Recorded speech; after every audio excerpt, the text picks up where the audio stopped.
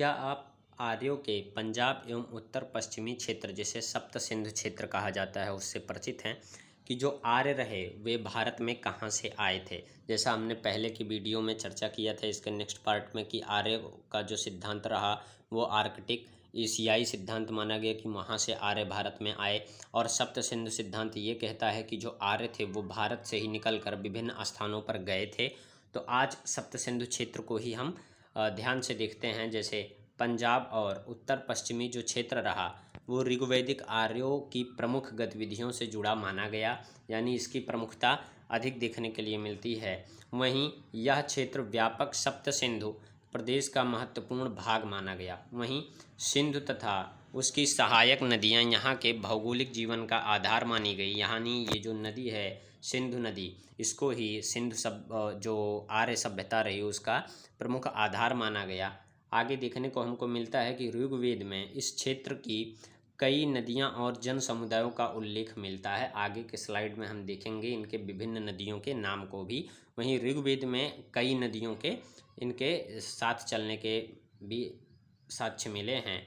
यहाँ प्रारंभिक वैदिक समाज में पशुपालन और कृषि महत्वपूर्ण आर्थिक गतिविधियों का प्रमुख केंद्र माना गया था।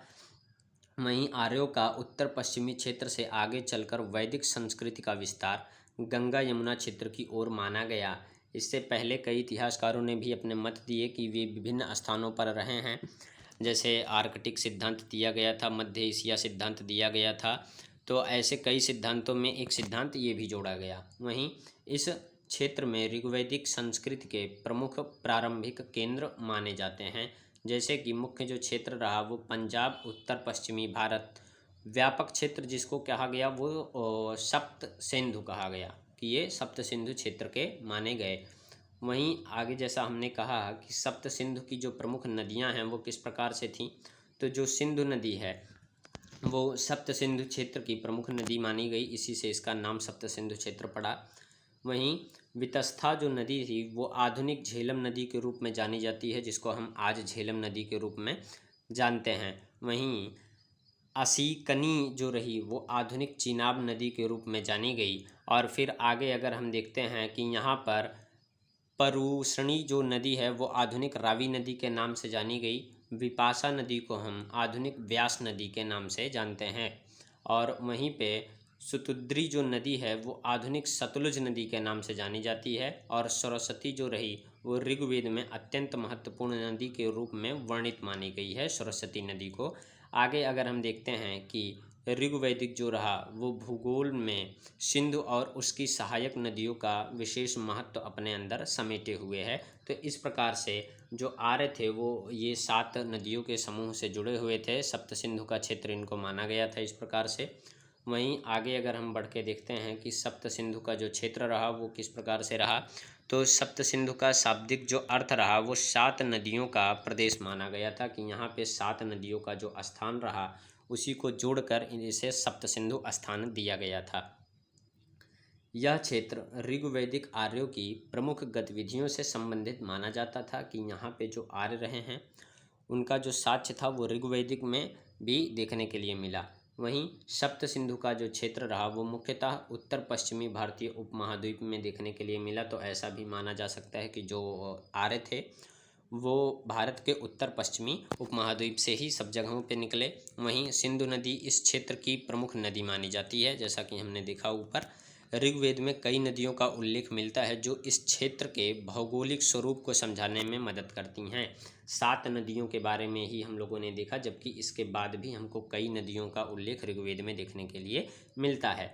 वहीं सप्त सिंधु के क्षेत्र को प्रारंभिक वैदिक संस्कृति के प्रमुख केंद्र के रूप में भी माना जाता था कि ये जो सप्त सिंधु का क्षेत्र है वो वैदिक संस्कृति का एक प्रमुख स्थान है।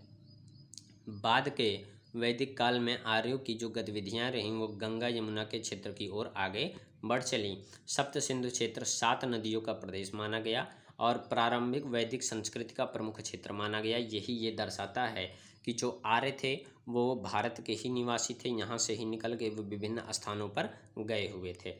आगे अगर हम देखते हैं कि ऋग्वेद आर्यों का भौगोलिक क्षेत्र क्या रहा, तो ऋग्वेद में आर्यों का प्रमुख क्षेत्र जो रहा वो सप्त सिंधु प्रदेश माना जाता है। ऐसा कहा गया कि जो आर्य थे वह सप्त सिंधु प्रदेश से ही निकलकर ऐसे विभिन्न स्थानों पर गए हुए थे, जैसा इस मैप में दिखाया गया है। वहीं ऋग्वेद आर्यों का प्रमुख क्षेत्र सप्त सिंधु प्रदेश माना गया।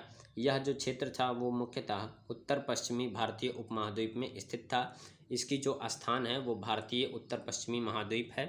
वहीं आगे अगर हम देखते हैं कि ऋग्वेद में जो नदियां रही हैं, 5 नदियों के बारे में हमने ऊपर बात किया, जैसे सरस्वती और विस्तारा आदि नदियां थीं। वहीं विधांशु जैसी नदियों का उल्लेख भी हमको देखने के लिए मिलता है, जो कि सप्त सिंधु नदी में नहीं शामिल थी बल्कि अलग देखी गई थी। वहीं पूर्व में आर्यों की जो गतिविधियाँ रहीं वो यमुना तक ही सीमित हमको देखने के लिए मिलती हैं, कि जो आर्य थे पहले के टाइम में ये यमुना के ही स्तर तक हमको देखने के लिए मिले थे। वहीं उत्तर पश्चिमी क्षेत्र में अफ़गानिस्तान के आसपास के इलाकों तक इनका संबंध माना जाता है कि वहाँ तक इनका आवागमन रहा।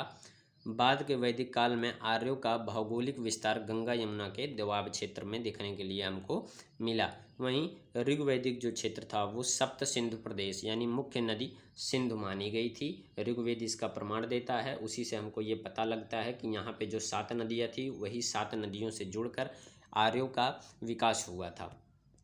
तो आज के लिए बस इतना ही, मिलते हैं इसके अगले पार्ट के साथ अगली वीडियो में। अगर ये वीडियो आपको पसंद आई हो तो स्टडी हब चैनल को सब्सक्राइब करना ना भूलें और वीडियो को लाइक और कमेंट भी करें।